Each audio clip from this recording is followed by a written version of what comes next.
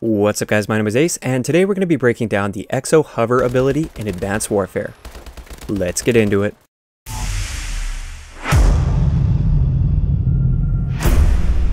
Alright guys, so we're going to start this video off by explaining how to actually use the Exo Hover ability, because there has been a little bit of confusion. Some people don't quite understand how to actually use it, because unlike the other Exos where you can just use them at any time, you have to be in the air for the Exo Hover.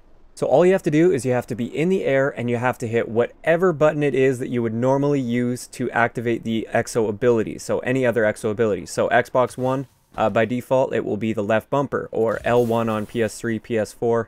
And for PC, honestly, I don't know, but I'm sure you guys know what button it is to activate your Exo ability. And once you do that, as long as you're in the air, you will start hovering. If you aren't in the air, nothing will happen. Now, I know that's probably obvious to a lot of you, but some people were still asking me that question, so I wanted to answer that right up front. Okay, so let's get into the timing for this Exo ability. So the Exo Hover without the Overcharged Perk will last for about 8 seconds, and this assumes that you are not moving at all while you're hovering. If you move, your Exo time will deplete much faster, and according to my calculations, it's about 10 times faster. So instead of 8 seconds, it's going to last like 0.8 seconds. So you don't want to be moving much while you're using the Exo Hover because it'll be gone almost instantly.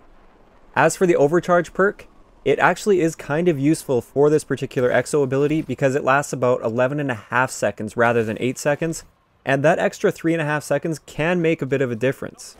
So that's pretty much Exo Hover ability. There's not really much more to say about this, but I do have a quick tip for you guys for using the Exo Hover, and it can really help in objective game modes. So basically all you have to do is with the Exo Hover is enter like the capture area on Momentum or Domination. If you jump into the air and then hover, as long as you were already on the flag before hovering, you can actually capture while you're hovering in the air, and that will sometimes throw enemies off. Now if you try to jump over into the flag and hover onto the capture area of the flag, it will not work. So you have to start off capturing the flag on the ground and then jump up and hover. I tried this a couple times in a game. I was wondering why it wasn't working sometimes, but it was some other times. You have to start capping it on the ground first, and then you can jump up and hover.